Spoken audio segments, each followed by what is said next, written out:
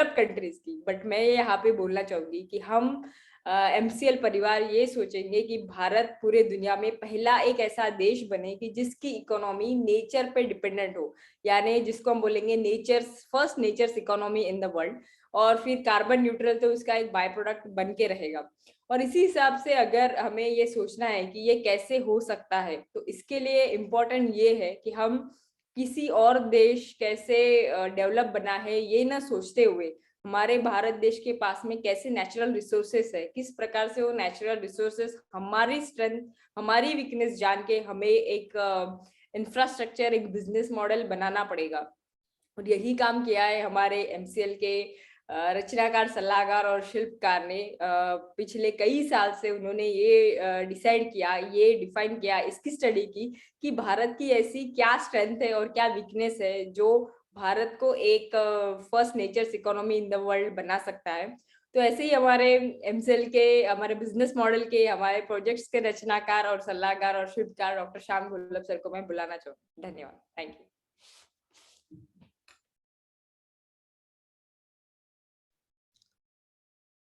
Thank you madam. Good morning, नमस्कार दोस्तों, मैं डॉक्टर श्याम गुल्लब फिर से एक बार आपका इस ट्रेनिंग सेशन में स्वागत करता हूं।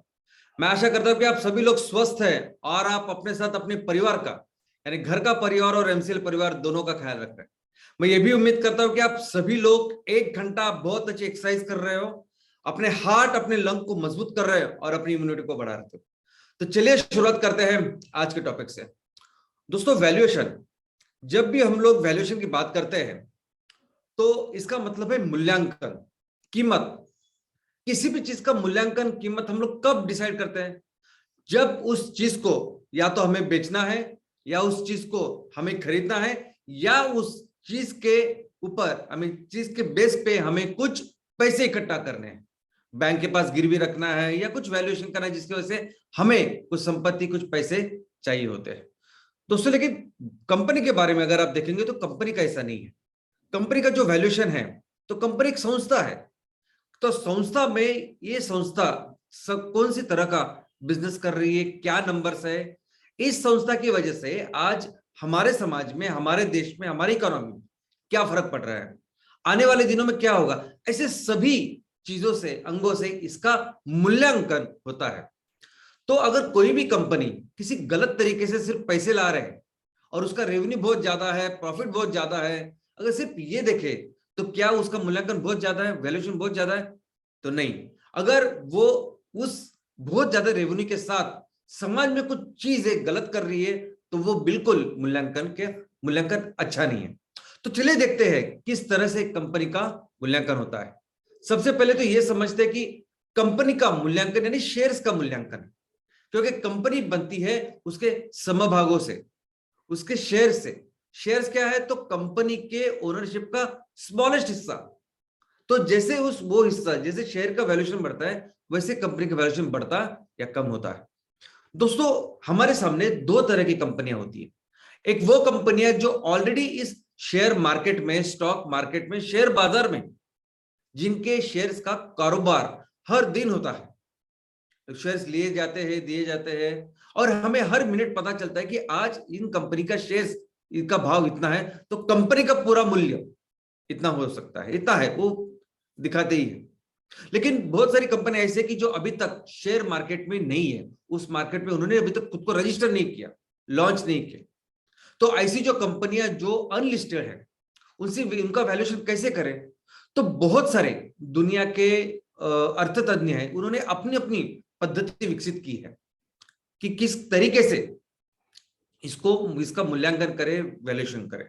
लेकिन ये सब जब भी हम लोग करते हैं, तब बेसिक चीजें, जो बेसिक हम लोग बाकी की चीजों के साथ हम समझते हैं, वैसे ही बेसिक फंडामेंटल्स हमेशा सेम होते हैं। तो समझते हैं कि देखिए, अभी तक मूल्यांकन आपने सिर्फ किसी प्रॉपर्टी के बारे में सुना होगा, आपके घर या आजू बाजू में। प्रॉपर्टी के बारे में हम लोग क्या सोचते हैं कि ऐसी प्रॉपर्टी जो आपके प्राइम लोकेशन पे हो, आपके गांव में सबसे प्राइम लोकेशन में, आपके शहर में प्राइम लोकेशन में, वो प्रॉपर्टी बहुत महंगी होती है। लेकिन उसमें अगर आपने निवेश किया तो क्या होता है कि आप वहां कुछ भी, बहुत सारे अपॉर्चुनिटी उस लोकेशन पे होते हैं। अगर कोई व्यवसाय, धंधा या कोई भी काम आपने वहां से शुरुआत किया, तो उसका उसकी जो ग्रोथ है, उसका जो रेवेन्यू, वो बहुत अच्छा हो सकता है। कुछ दिनों बाद अगर वो प्रॉपर्टी आप बेचने भी जाओगे तो उसका बहुत अच्छा दाम आपको मार्केट से मिलता है। दूसरी कुछ ऐसी भी प्रॉपर्टी होती है, ऐसे भी लोकेशंस होते हैं कि जो आज की तारीख में इतने मशहूर, इतने फेमस नहीं होते, लेकिन हो सकता है कि उस लोकेशन के नजदीक से एक मेगा हाईवे जा रहा हो, या उस लोकेशन के पास में एक रेलवे स्टेशन आ रहा हो, या उस लोकेशन के बाजू में कोई बड़ा एयरपोर्ट वगैरह आ रहा है। अभी जैसे मुंबई में नवी मुंबई एक इंटरनेशनल एयरपोर्ट करके आ रहा है, तो उसके पहले तो उसके आजू बाजू जो गांव है उसको कुछ ज्यादा वैल्यूएशन नहीं था, लेकिन अभी जैसे उसका काम बन रहा है, उसके सभी गांव में उसका उस जमीन का वैल्यूएशन बहुत बहुत बढ़ गया है, उसकी डिमांड बहुत बढ़ गई है। तो ऐसे ही कुछ बेसिक फंडामेंटल्स इस कंपनी के शेयर्स के बारे में भी है। जैसे प्रॉपर्टी का वैल्यूएशन डिपेंड होता है पर स्क्वायर फीट, पर स्क्वायर मीटर, पर गुंठा, पर एकड़, उसके हिसाब से कंपनी का जो वैल्यूएशन है वो डिपेंड होता है अपने एक शेयर के वैल्यूएशन के ऊपर। इसके अलावा और एक वैल्यूएशन, वो कमोडिटी का वैल्यूएशन। दोस्तों आमतौर पे हम लोग जो भी चीज खरीदते हैं, हमें जो चीजें लगती है, उसका भी रेट, कितना डिमांड है, कितना मार्केट में सप्लाई है, उसके ऊपर तय होता है। हम देखते हैं क्रूड ऑयल, कैसे क्रूड ऑयल का रेट कम ज्यादा होता है, कैसे सोने चांदी का रेट कम ज्यादा होता है। यही छोड़िए, अपना घर में जो प्याज आता है, आलू आता है, वो भी जब बहुत ज्यादा हुआ तो सस्ता हो जाता है, और नहीं रहा तो डिमांड जब वैसी ही रहती है तो महंगा होता है। तो ये सभी चीजें हमारे इस कंपनी के जिस सेक्टर में आपकी कंपनी काम कर रही है, जो प्रोडक्ट्स या सर्विसेज आपकी कंपनी बना रही है, उसका वैल्यूएशन फिर ऐसे ही मार्केट के डिमांड के ऊपर भी डिपेंडेंट है।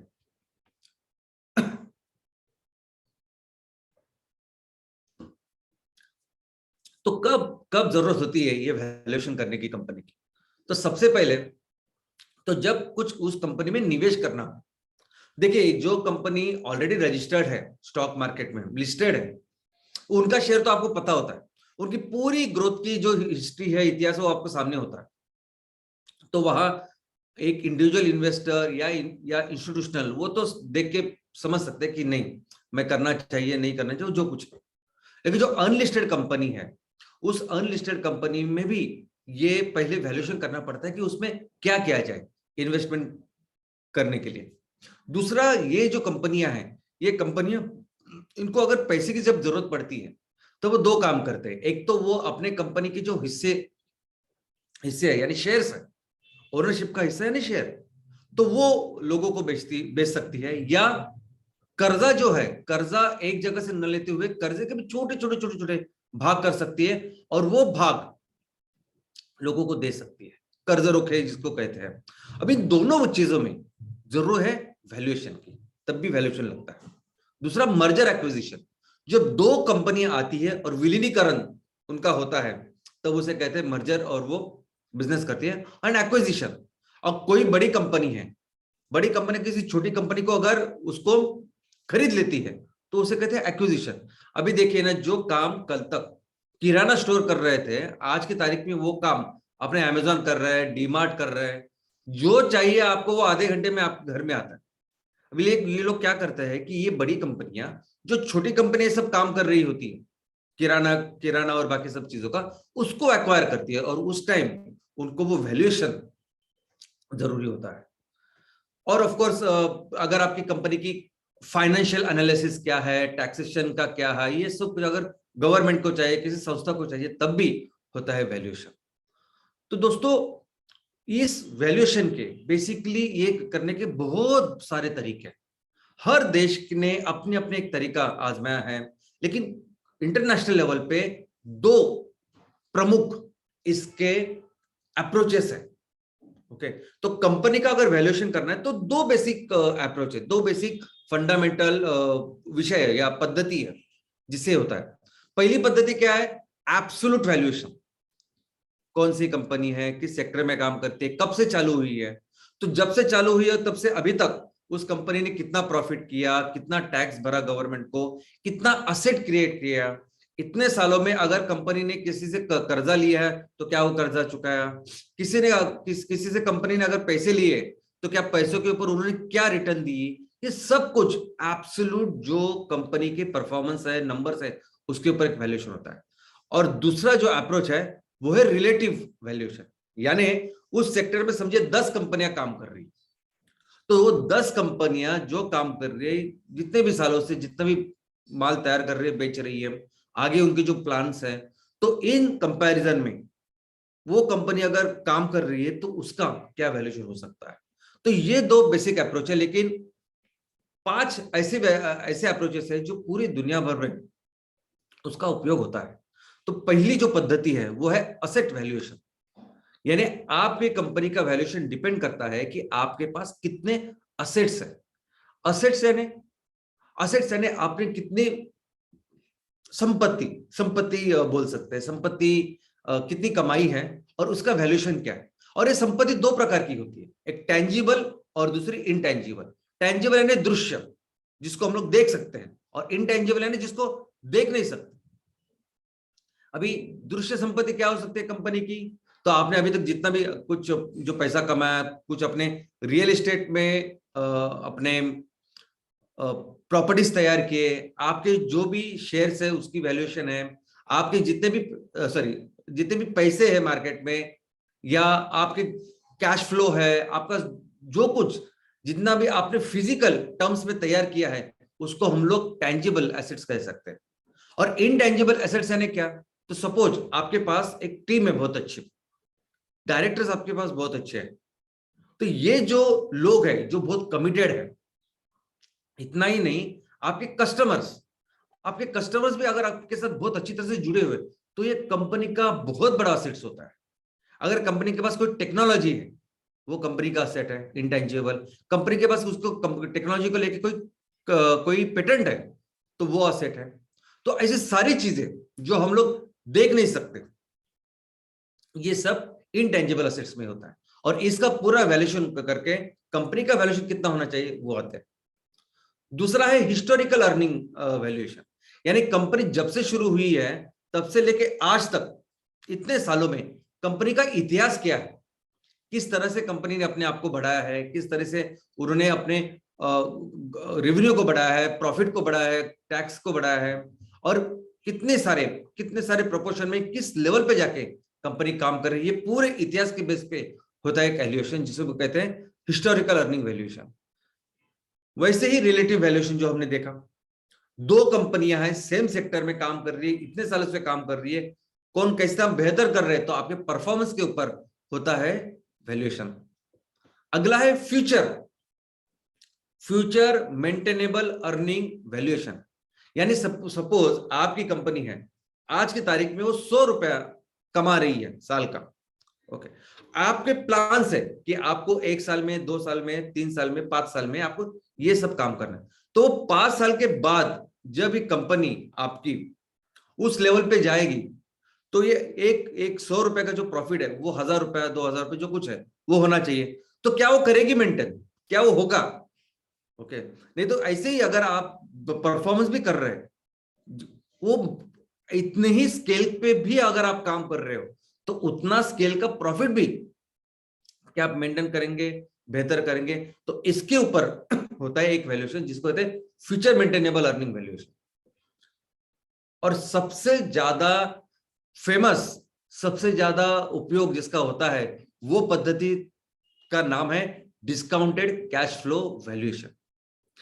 ये जो पद्धति है दोस्तों, इसके कई सारे फॉर्मूले हैं, लेकिन मैं फॉर्मूला में नहीं जाना चाहता। मैं सिर्फ बताना चाहता हूं कि अगर वो कंपनी आज की तारीख में 100 रुपया कमा रही है और 5 साल के बाद उसका बिजनेस मैप है, बिजनेस रोड मैप है कि वो 3 गुना काम करेगी, तो क्या वो 100 रुपए का 300 रुपया या 400 या 500, क्योंकि उस इन 5 सालों में दाम भी बढ़ने वाली है, कीमतें भी बढ़ने वाली है, तो वो जो होगा 5 साल के बाद, वो आज हम लोग उसमें निवेश करें और उसमें अपॉर्चुनिटी कॉस्ट हमें मिले, तो डिस्काउंटेड कैश फ्लो करके ये पद्धति है। लेकिन ये पद्धति सबसे ज्यादा उपयोग इसका होता है। और इसमें एक्चुअली क्या करते हैं, कोई भी इन्वेस्टर, सबसे पहले तो आप किस सेक्टर में काम करते हो, कौन सा प्रोडक्ट, कौन सी सर्विस तैयार करते हो, पहले उसकी पढ़ाई करते हैं, और उसका क्या पोटेंशियल है, मार्केट, सब कुछ करते हो। बाद में वो आपकी तरफ देखते हैं कि फिर आप इस सेक्टर में कर रहे हो तो क्या आपका क्या हिस्ट्री है, कैसे काम कर रहे हो, कितने क्या नंबर्स है आपके, सब कुछ। और बाद में देखते हैं कि आपका फिर फ्यूचर के लिए क्या प्लान है। तो फ्यूचर के लिए जो प्लान है उसके हिसाब से फिर वो कैलकुलेट करके कि 5 साल के बाद, 10 साल के बाद इतना प्रॉफिट हो सकता है, तो आज के तारीख पे हम लोग उसको ही कंसेशन देके उसको उसमें निवेश कर सकते हैं या उसका वैल्यूएशन कर सकते हैं। तो ये एक सबसे फेमस और सबसे ज्यादा उपयोग होने वाली पद्धति है। तो दोस्तों, ये तो रही पद्धति, डिफरेंट अप्रोचेस, और कई सारे इसमें और एंगल्स भी हैं। लेकिन जो सामान्य लोग जो समझते हैं, जो मैक्सिमम लोग समझते हैं, वो चीज मैं आपको बताना चाहूंगा कि कैसे वैल्यूएशन को हम लोग देखते हैं या कैलकुलेट करते हैं। तो कुछ कंपनी का वैल्यूएशन हम लोग देखते हैं। सबसे पहले देखते हैं रिलायंस का वैल्यूएशन। रिलायंस अपने देश की सिंगल ऐसी सबसे बड़ी कंपनी है। रिलायंस का जो वैल्यूएशन है आज की तारीख में कंपनी का, वो 16,06,000 करोड़ है। रिलायंस के पास 633 करोड़ 33 लाख और कुछ ऐसे शेयर्स है, और उस शेयर्स का एक शेयर का वैल्यूएशन जो है 2,368 रुपए 10 पैसा ऐसे कल के तारीख में थे। तो इसका मतलब इतने सारे शेयर, 633 करोड़ और ज्यादा, और इतना हर शेयर का वैल्यूएशन। तो इसलिए अगर आप उसको मल्टीप्लाई करेंगे और थोड़ा सा एडजस्टमेंट जो है वो करने के बाद ये फिगर आती है। दूसरा वही TCS. TCS, Tata consultancy services, हमारे देश की आईटी की सबसे बड़ी कंपनी है, और वो अभी दुनिया की सबसे बड़ी आईटी कंपनी बनने जा रही है, सिर्फ एक कदम पीछे। तो आज की तारीख में उसका वैल्यूएशन 13,95,000 करोड़ है। उसके पास 375 करोड़ 23 लाख से ज्यादा शेयर्स है, और हर शेयर का जो वैल्यूएशन है वो 3,765 इतना है। तो वही आप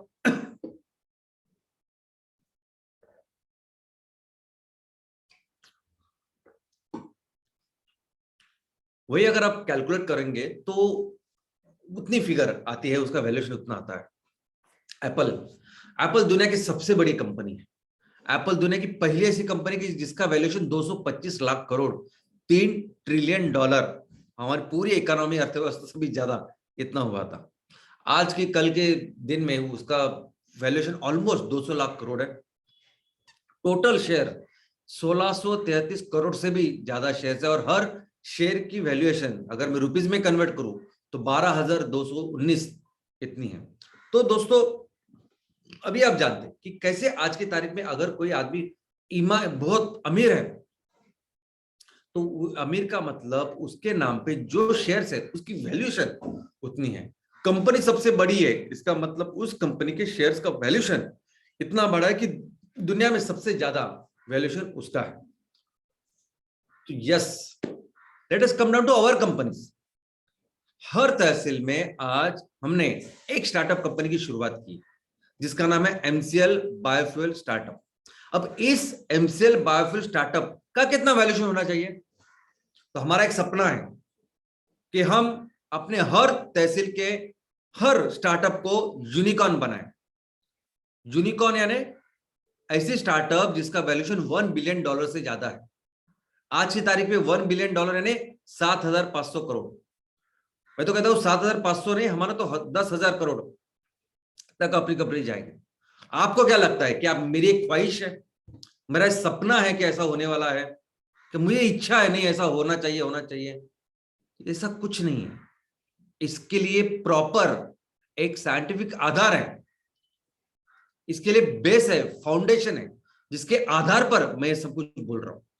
और ये कैसे करेंगे, इसके लिए पूरा प्रॉपर रोड मैप है कि किस तरह से हम अपनी कंपनियों को ऐसी यूनिकॉर्न कंपनी बनाएंगे। दोस्तों, दुनिया में सबसे बड़ा, ये दुनिया का सबसे बड़ा करियर है। अगर आपने अपने तहसील की कंपनी यूनिकॉर्न बनाई, यानी $1 बिलियन की वैल्यूएशन की बनाई, तो वो दुनिया का सबसे बड़ा करियर है। और कैसे बनाएंगे मैं आपको बताता हूं। सबसे पहले तो हमें अपने कंपनी को लेके कुछ कुछ चीजें हैं बेसिक, वो समझनी चाहिए। आपकी जो कंपनी होती है उस कंपनी का एक चीज होती है जिसका नाम है ऑथराइज कैपिटल। ऑथराइज कैपिटल यानी क्या? तो आप अपने कंपनी में कितना पैसा रेज कर सकते हो, इसकी एक ऑथराइजेशन, एक परमिशन आपको मिलती है। और परमिशन कौन दे सकता है? Of course government. तो गवर्नमेंट की एक डिपार्टमेंट है, गवर्नमेंट की एक बॉडी है जिसको कहते हैं हम लोग आरओसी, रजिस्टर ऑफ कंपनीज। आपके पूरे कंपनियों का निबंधक वो, तो वो आपको ये अलॉट करते हैं कि देखो आप इतना ले सकते हो। और उसमें कुछ नहीं, आप किस सेक्टर में काम कर रहे हो, क्या आप धंधा पानी कर रहे हो, और जितना आपको करना है उसकी कुछ फीस होती है जो देनी पड़ती है। तो ये ऑथराइज कैपिटल यानी ये कैपेसिटी है कि आप अपने कंपनी में इतने पैसे जुटा सकते हो, ला सकते हो शेयर के माध्यम से। तो ऑथराइज और कैपिटल यानी निवेश ला सकते हो। तो ये एक ग्लास जैसे है, या कि जिसमें कितना पानी भर सकते हो वो उतनी कैपेसिटी नहीं, ऑथराइज कैपिटल। अभी हमारे तहसील में सभी कंपनियां जो है वो ऑलमोस्ट 10-15 लाख शेयर से बनी हुई है, लेकिन आप सभी का अभी ऑथराइज कैपिटल हम बढ़ा के 50 करोड़ करने वाले, एमसीएल करेंगे। तो 50 crore shares, sorry 50 crore authorise capital होगा। इसका मतलब हर कंपनी में हम लोग 50 करोड़ रुपए ला सकते हैं, निवेश कर सकते हैं। लेकिन एक्चुअली किया कितना है वो पेड अप कैपिटल, यानी 50 करोड़ की आपको अनुमति है, आपको परमिशन है, लेकिन आपने लाए सिर्फ 20 करोड़, तो आपका पेड अप कैपिटल हुआ है 20 करोड़। लेकिन हम हमारे हर कंपनियों में ये 50 के 50 करोड़ हम लोग लाने वाले हैं। अभी 50 करोड़ का ऑथराइज कैपिटल बनाएंगे, 50 करोड़ हम लोग लेके भी आएंगे। तो 50 करोड़ का करेंगे क्या फिर? तो 50 करोड़ से हम आपके तहसील में वो प्रोजेक्ट लगाएंगे जिसकी पूरी तैयारी जो अलग अलग लेवल पे आप ऑलरेडी कर रहे हैं। तो 50 करोड़ का प्रोजेक्ट, 100 टन इनपुट का प्रोजेक्ट हम अपने अपने तहसील में चालू करेंगे, लगाएंगे। और ये जो 50 करोड़ आप रुपए लाएंगे तो गवर्नमेंट बोलती है इसको आपको शेयर के माध्यम से लाना है। तो वो शेयर का जो कुछ प्राइस है जिसके साथ आप कंपनी की शुरुआत करेंगे, वो शेयर का प्राइस क्या होगा ये आप डिसाइड कर सकते हैं।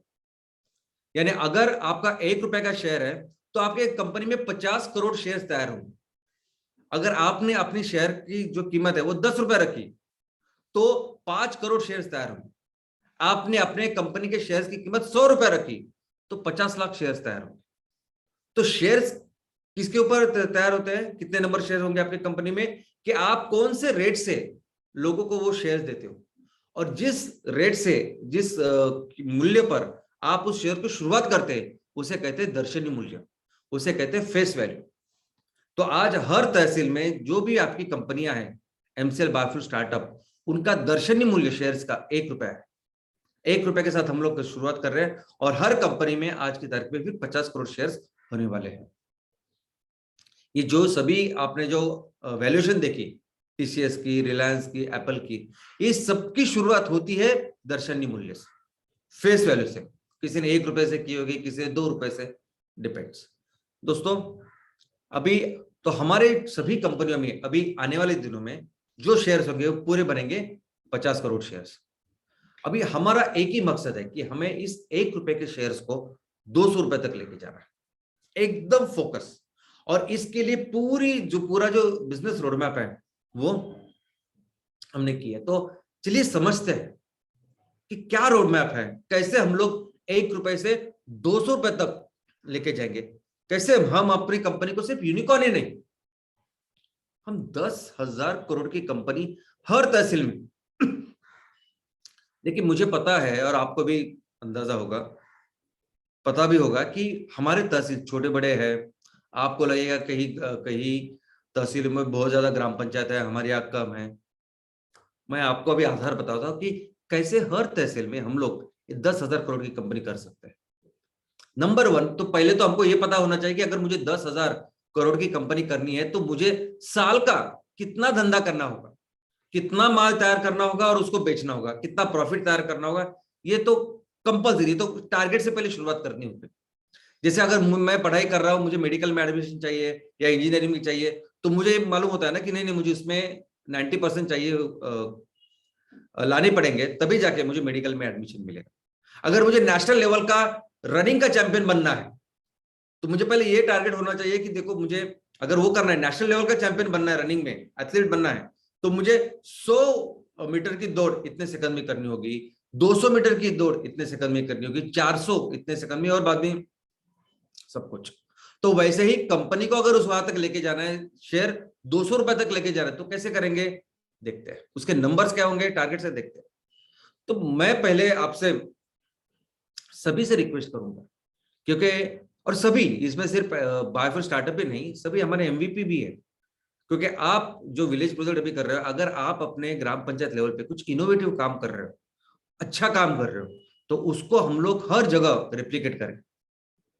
और वो ऐसे ही एक 100 जगह भी रेप्लिकेट हुआ तो आपकी भी कंपनी वो हो जाएगी यूनिकॉर्न, जो हम लोग बोल रहे हैं दोस्तों। तो मैं आप सभी से ये रिक्वेस्ट करना चाहता हूं कि एक्चुअली जो कंपनियां यूनिकॉर्न बन गई है, बन चुकी है, वो कैसे काम करती है, उनके क्या क्या नंबर्स होते हैं।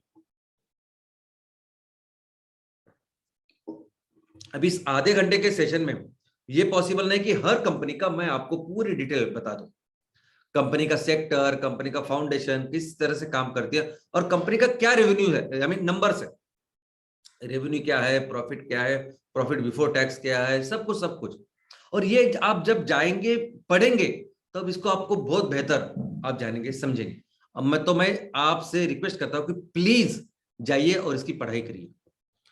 लेकिन ग्रॉसली अगर हम लोग बोले कि हमारा क्या टारगेट होना चाहिए बिजनेस का, तो जो टारगेट है वो कम से कम 1000 करोड़ का बिजनेस आपने करना चाहिए अपने तहसील में, कम से कम 1000 करोड़ और 1500 करोड़, ऐसा हम लोगों ने एक रेंज रखी है। लेकिन कम से कम 1000 करोड़ से लेके 1500 करोड़ तक आपके तहसील में आपको माल तैयार करना है और उसको बेचना है।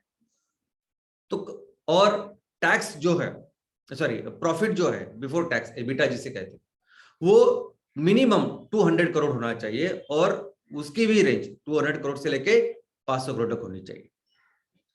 असेट्स, आपकी कंपनी ऐसी होनी चाहिए कि जिसमें कम से कम लायबिलिटी हो, असेट्स ज्यादा हो। लायबिलिटी यानी खर्चा, कम से कम खर्चे वाली कंपनी हो आपकी। दोस्तों हम देखो, अभी आपकी टीम है, आप टीम के साथ इतना अच्छा काम कर रहे हैं, जबरदस्त काम कर रहे हैं, लेकिन कोई भी आदमी उसे सैलरीड नहीं है, हम किसी को सैलरी नहीं देते।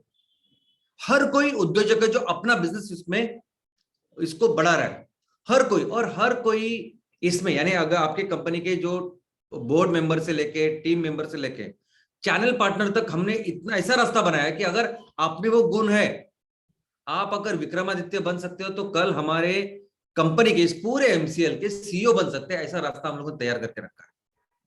यहां तक के एमपीओ, हमारा जो एमपीओ मेंबर है वो भी एक एंटरप्रेनर है। एक एमपीओ मेंबर जो आपके साथ अभी जुड़ा हुआ है और ऐसे 10,000 15,000 आपके तहसील में है, तो वो भी मैं अपनी आमदनी कैसे बढ़ाऊं, ऐसे एक एंटरप्रेनर।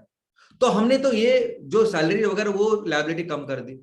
जगह की भी हम लोग बोलते हैं कि आप अपनी जगह लेके आओ 10 एकड़, और नहीं अगर आपके पास, नहीं अभी आगे इसके आगे तो हम लोग पहले वो देखेंगे और बाद में ही लेते हैं लोगों को। लेकिन अगर नहीं है तो आप किसी ऐसे पार्टनर को पकड़ो जो जिसके साथ आप इक्विटी करके उस जमीन को अपने साथ ले लो, रेंट के ऊपर मत। तो कोई भी चीज ऐसी मत करो आप जिसके ऊपर फिर आपका वो चालू हो, हर महीने आपको देना है। ये लायबिलिटी कम से कम हमारी कंपनी के ऊपर होनी चाहिए।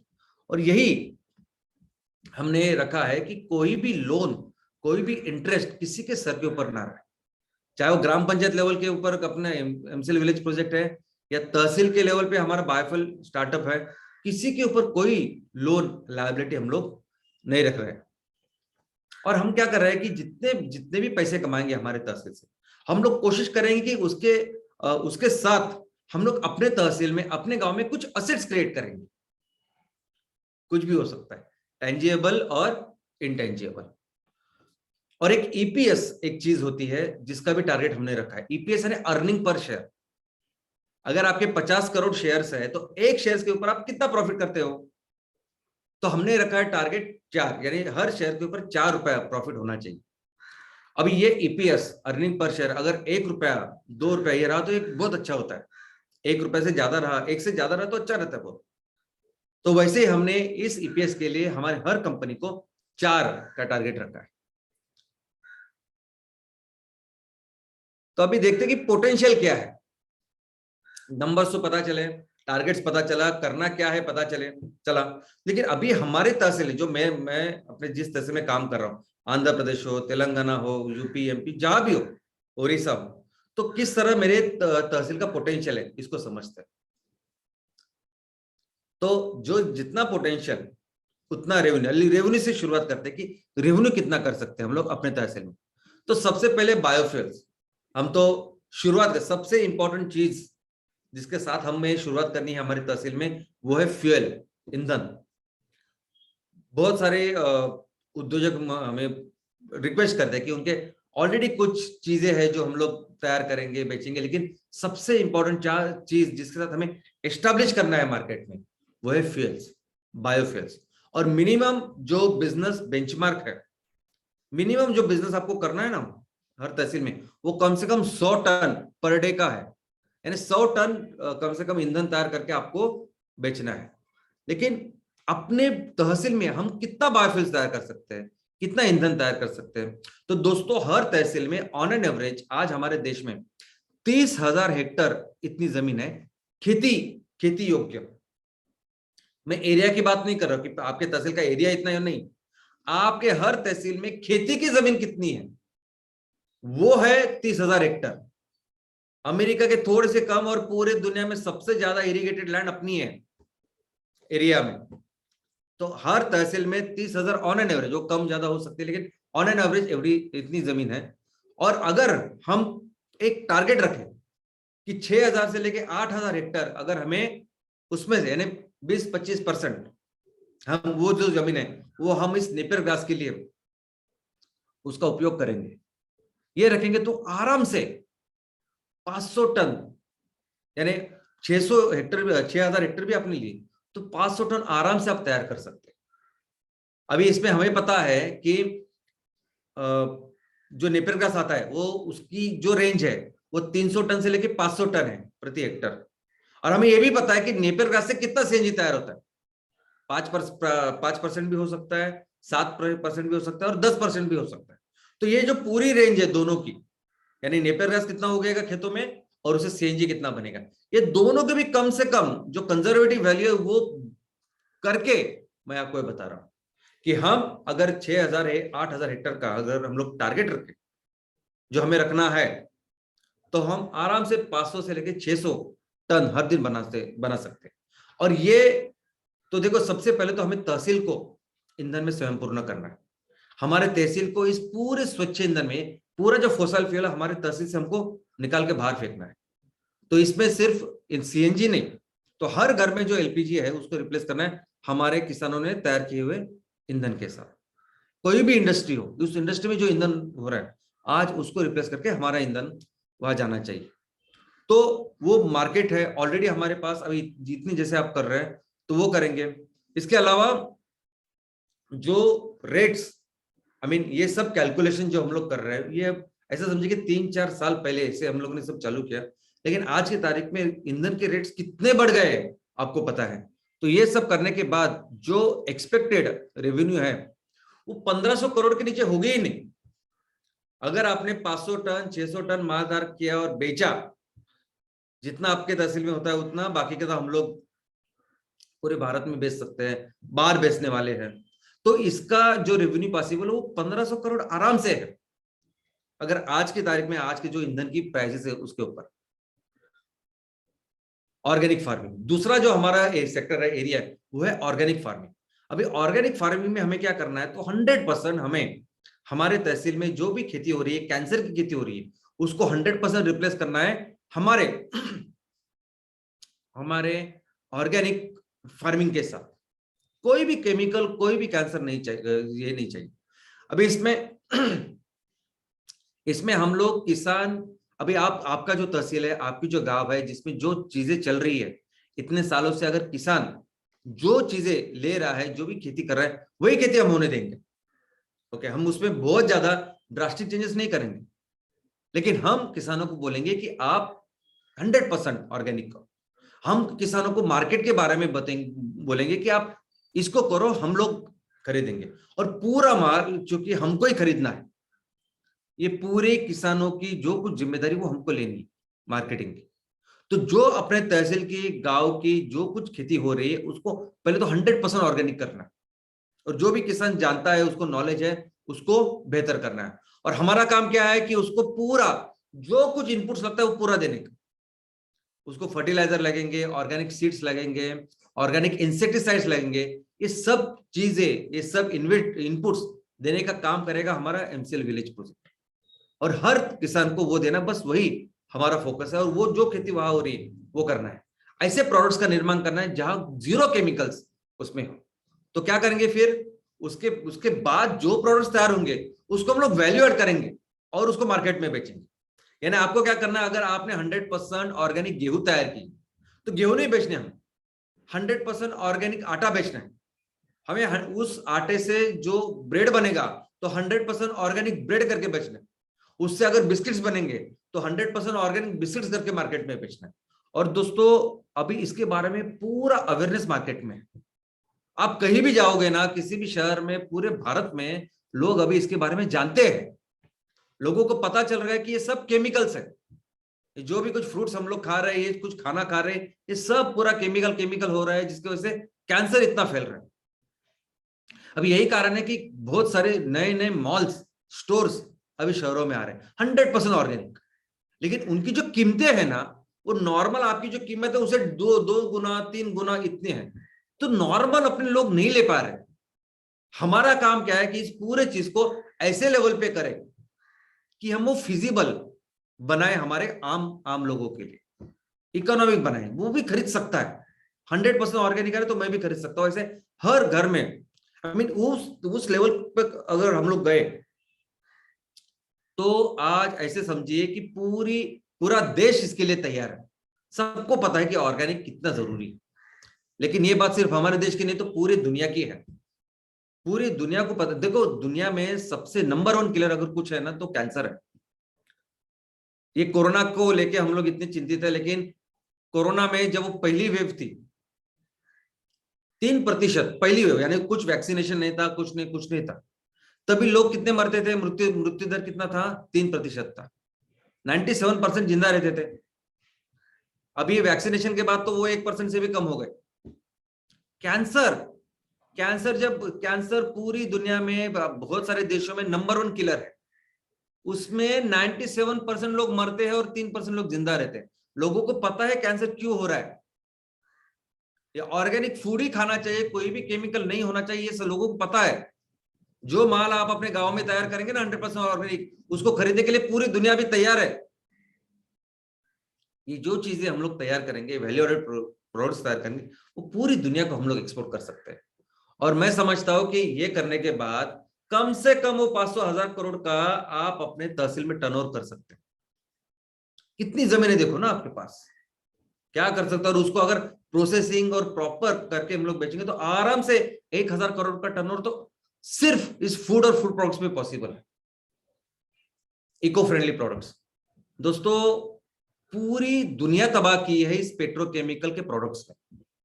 ये प्लास्टिक, ये रबर, ये सब कुछ है, कॉस्मेटिक्स, ये फर्टिलाइजर। ये फर्टिलाइजर हम लोग बात करें, कैंसर वो भी यहां से आ रहा है।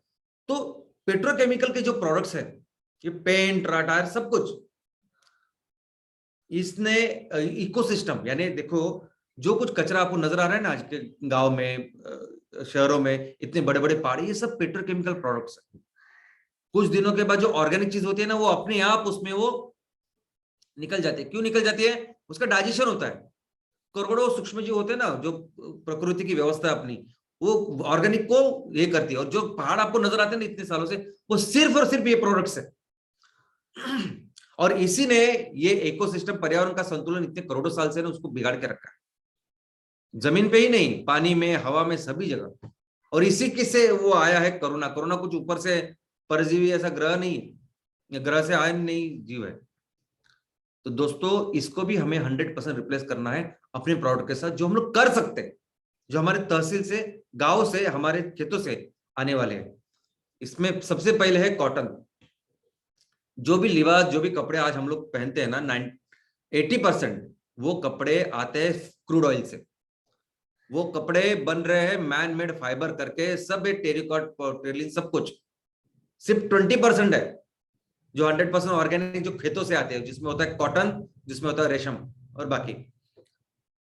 तो दोस्तों इसमें तो भारत सदियों से नंबर 1 रहा है ना पूरी दुनिया में।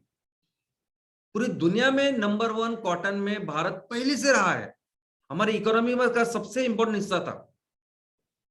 आज भी आज आपको याद आपको पता नहीं, ऐसे कई सारे स्टोर्स है, कई सारे ये कपड़े बेचने वाले दुकान है, जिसका एक भी दुकान भारत में नहीं है, एक भी दुकान भारत के किसी भी शहर में नहीं है। लंदन वो हाईफाई जगह पे है, लेकिन वो 100% उनका जो कॉटन है वो भारत से लेते हैं। 100, अगर आपका कॉटन सिर्फ कॉटन ही नहीं, अगर वो ऑर्गेनिक कॉटन है तो उसकी प्राइसेस तो और महंगी होती है। और ऐसे कपड़े हमारे देश से लेके आज वो लोग बेच रहे हैं और हमको पता भी नहीं। ये हम अपने तहसील में कर सकते हैं। दूसरा है बायोप्लास्टिक। अभी प्लास्टिक कैसे बनता है, उस क्रूड ऑयल से वो चीज निकलती है और उससे प्लास्टिक बनता है। वैसे ही हमारे खेतों में ऐसे पौधे का निर्माण हम लोग कर सकते हैं, खेती कर सकते हैं कि उससे भी वो एक द्रव बन सकता है कि जिससे प्लास्टिक जो चाहिए वो प्लास्टिक बन सकता है। अब ये प्लास्टिक की खेती हो रही है, बायोप्लास्टिक की खेती हो रही है, हमें पता ही नहीं। ये अमेरिका, इजराइल वो सब अधिक कर रहे हैं। 0.016% ऑलरेडी जो पूरी खेती है ना उसका टोटल बायोप्लास्टिक बन रहा है, क्योंकि प्लास्टिक की जरूरत ही इतनी है। तो सोचिए हमारे पास भी है ना इतना पोटेंशियल, हम लोग भी जो चाहिए वो प्लास्टिक उसको पूरी तरह से हटा के हम लोग अपना प्लास्टिक, बायोप्लास्टिक उसको बना सकते हैं।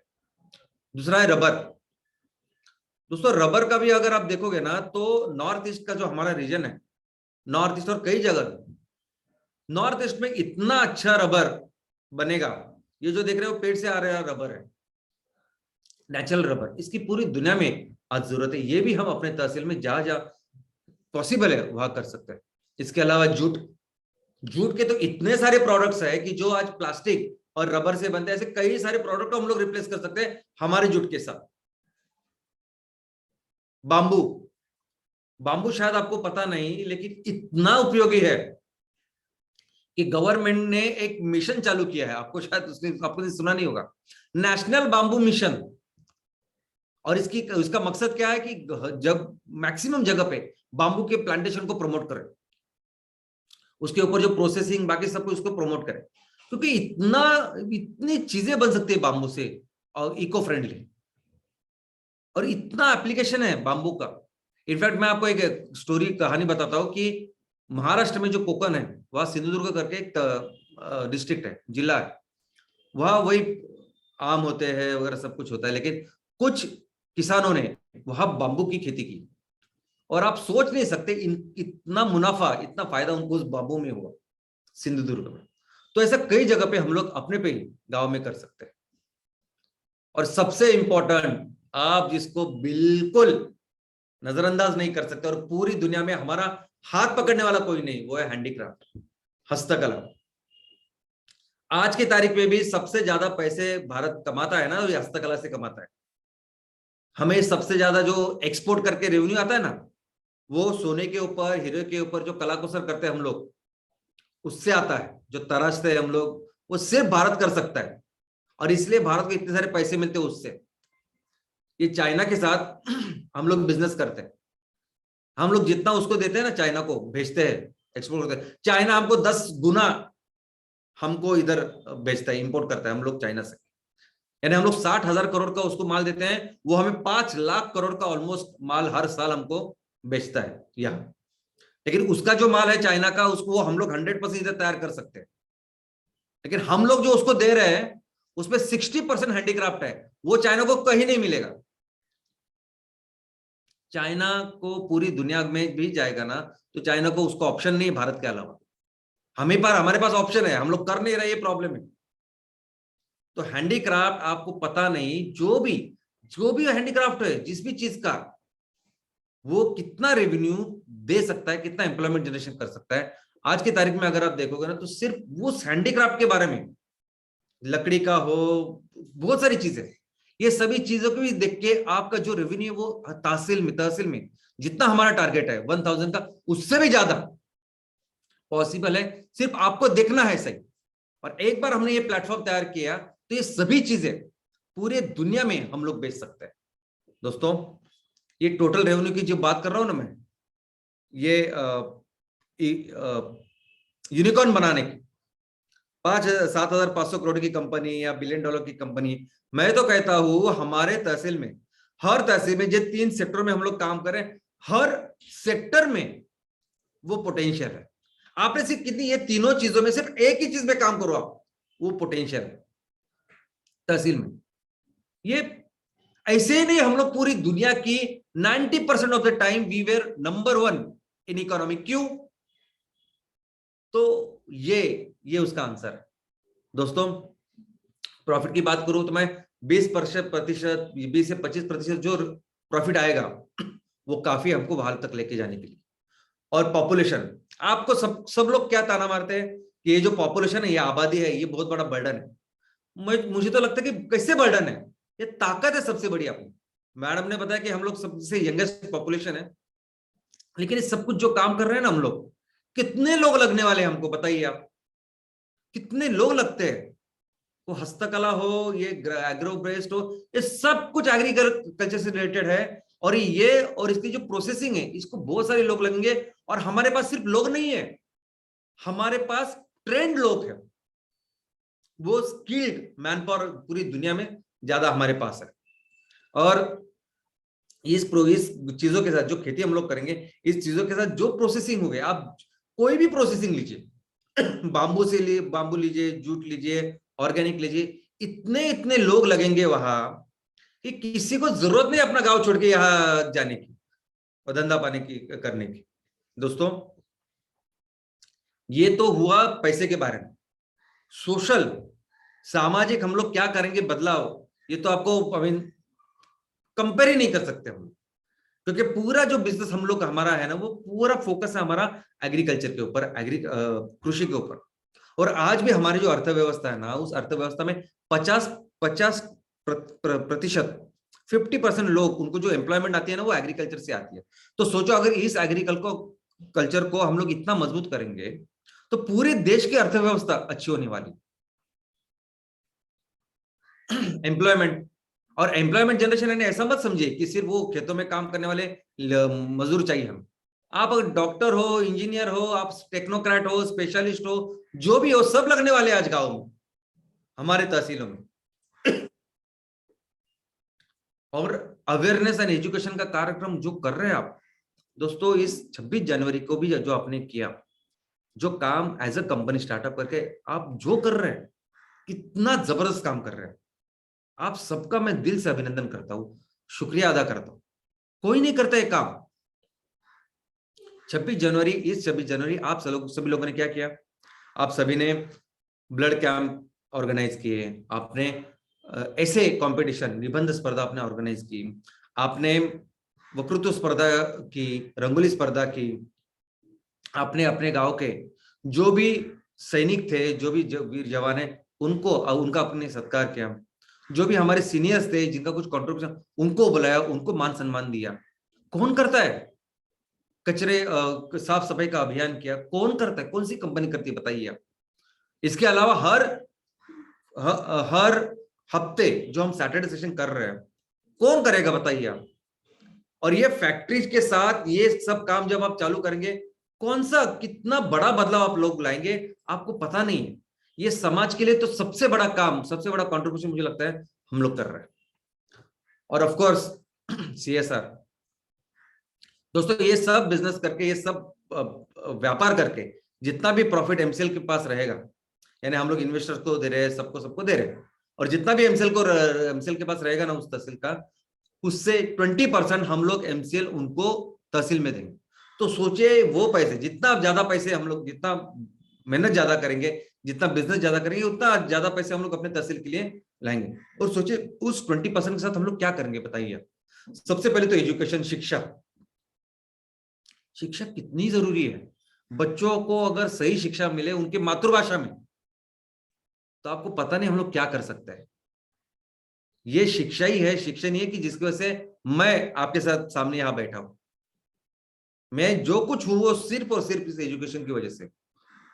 तो सोचिए ऐसे कितने सारे बच्चे हैं जिनको अगर हम लोग सही दिशा में सिर्फ शिक्षा के ऊपर फोकस दें तो क्या कर सकते हैं हम। हमारे गांव में इतने सारे रिसोर्सेस है, लेकिन बेसिक चीजें घर हो, पानी के बारे, ये चीजें नहीं है। कितना इंफ्रास्ट्रक्चर हम लोग तैयार कर सकते हैं। ये रही समझ की बात। हमारे प्रोजेक्ट्स के साथ, एमसीएल के साथ हम लोग समाज में क्या करने वाले हम लोग देखा। एनवायरनमेंट दोस्तों, ये तीसरा एंगल है। ये एनवायरनमेंट का एंगल तो ऐसा एंगल है कि मुझे लगता है कि इस यही सबसे इंपॉर्टेंट। अगर मुझे कोई पूछे कि बिजनेस का क्या है आरओआई, रिटर्न ऑन इन्वेस्टमेंट, मैं तो शुरुआत करूंगा एनवायरनमेंट से।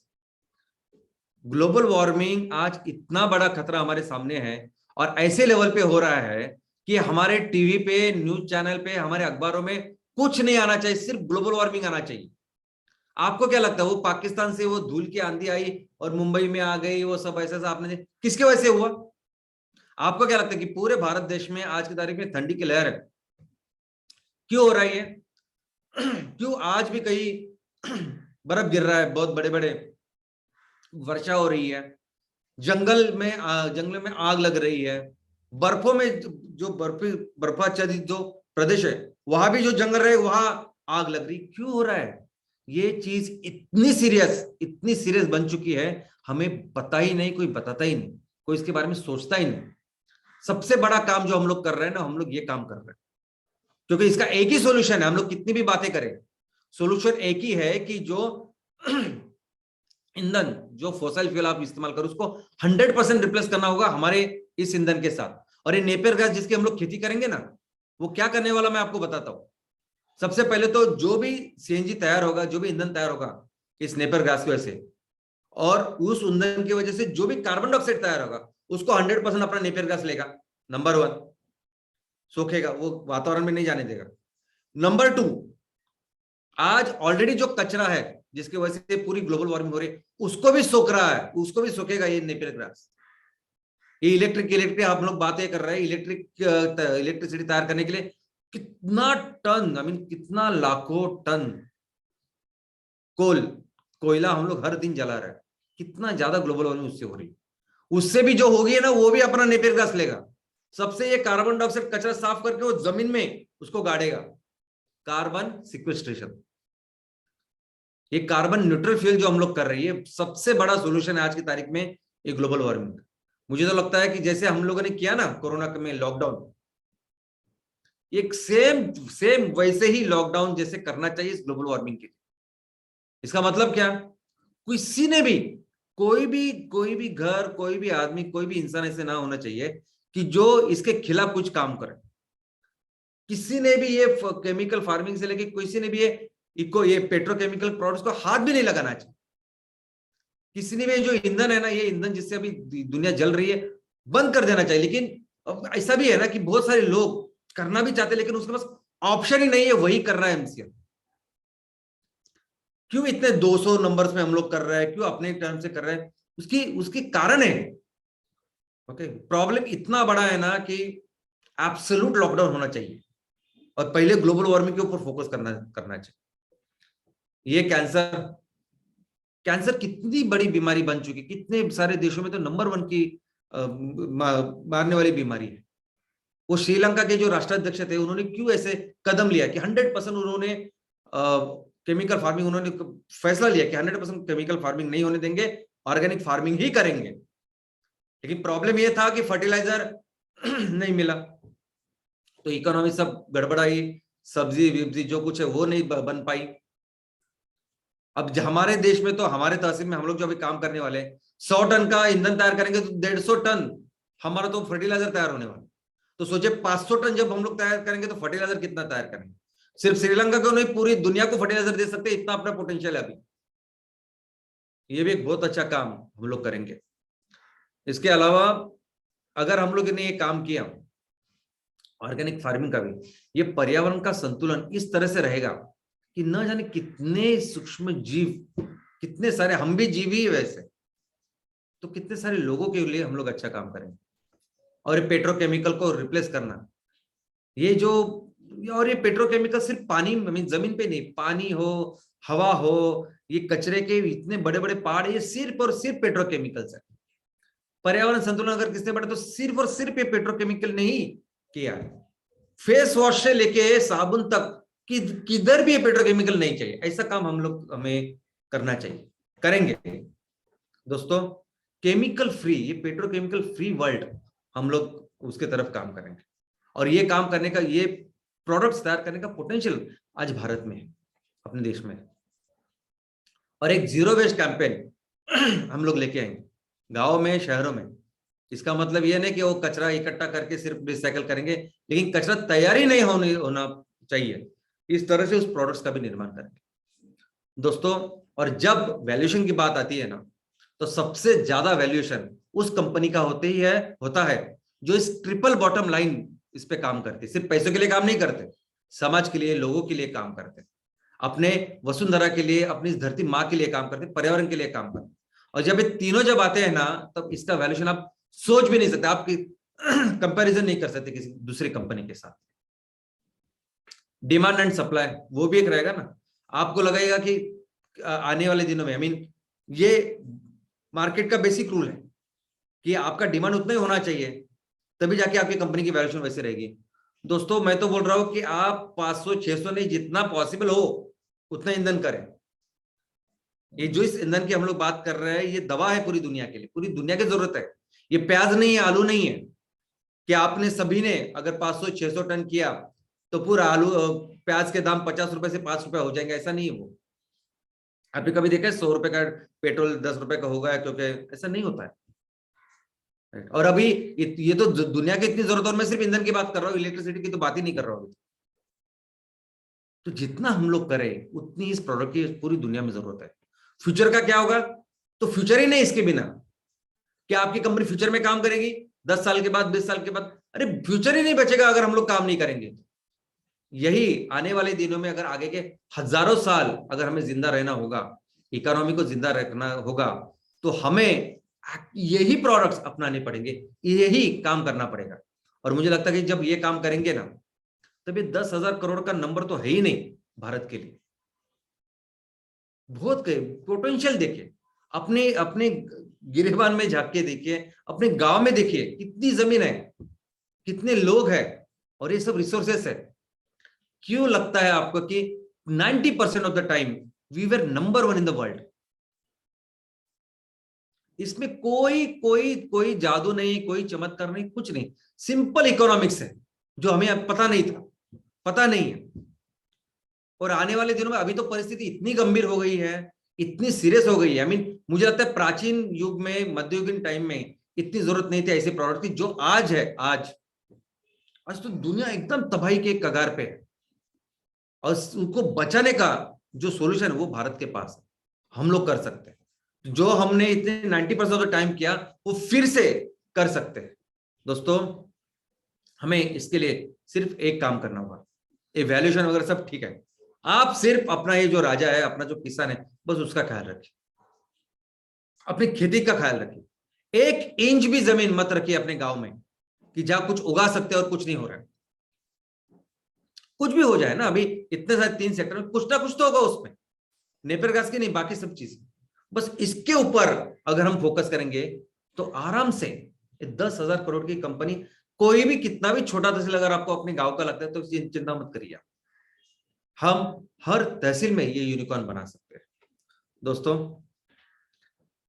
यही मैं आशा करता हूं कि आप सभी लोग बहुत जल्दी इसको करें। हम फोकस करके हमारे हर एमसीएल विलेज प्रोजेक्ट के ऊपर कितना पोटेंशियल, बस उसके ऊपर काम करें। अपनी ताकत क्या है, क्या नंबर्स लगते हैं ना, यूनिकॉर्न उसको छोड़ दीजिए आप। एक मुझे 10,000 करोड़ की कंपनी बनानी है तो मुझे ये करना है, वो करना है, वो छोड़ दीजिए आप। आप सिर्फ फोकस कीजिए अपने गांव के ऊपर, अपने तहसील के ऊपर। फिर देखिए कि भारत को हम लोग वहां लेके जाएंगे जहां हमारी काबिलियत है।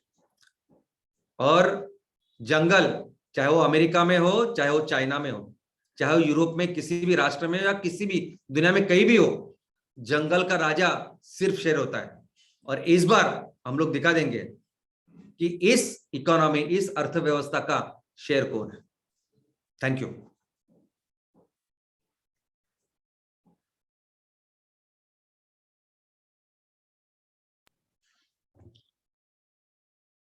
Thank you very much, Cham sir.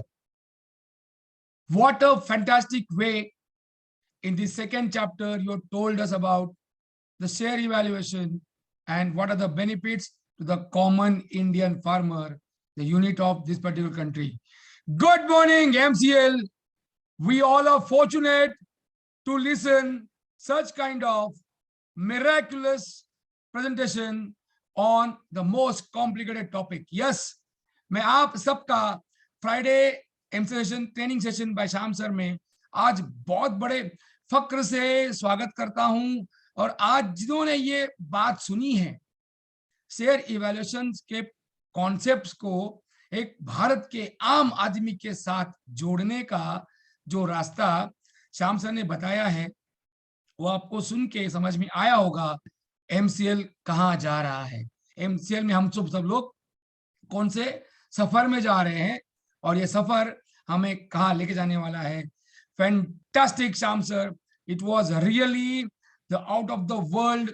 और आज तक जो आपने बिजनेस मॉडल इस अपने भारत देश में एमसीएल के माध्यम से एस्टैब्लिश किया है, उसका भविष्य क्या होगा वो हमको श्याम सर ने आज बताया। आपने देखा होगा, आप कोई भी डायनेस्टी को उठाइए इंडिया की, तो जो राजा महाराजा थे, जो अच्छे राजा थे, हर राजा के समय में एक नई कॉन्सेप्ट का निर्माण हुआ और बाद में चल के उस हर कॉन्सेप्ट हर राजा ने उसको संवारा। यस, एमसीएल के तहसील में आज आप राजा हो, आप इस एमसीएल की कॉन्सेप्ट को वहां पे निर्माणाधीन व्यवस्था में शुरू कर रहे हो और आने वाली पीढ़ियां उसको देश के सबसे बड़े प्रकल्प में, सबसे बड़े कॉन्सेप्ट में परावर्तित करने वाली है। Yes sir, Shyam sir, hats off to you. This is really a great message to the nation with practical application. And yes, thank you very much, Prachi madam, for memorizing us, reintroducing us, and reminding us the British imperialism and the role of youth we can do in the coming days. तो आज हम एक बहुत बड़ा thought लेके जा रहे हैं कि मेरा तहसील मेरी पहचान, हर तहसील में एमसीएल यूनिकॉर्न। ये थॉट है आज। मेरा तहसील मेरी पहचान, हर तहसील में एमसीएल यूनिकॉर्न। मेरा तहसील मेरी पहचान, हर तहसील में MCL unicorn.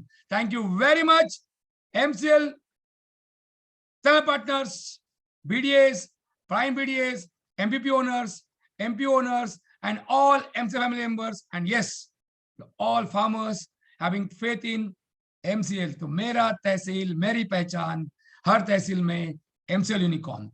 Thank you very much.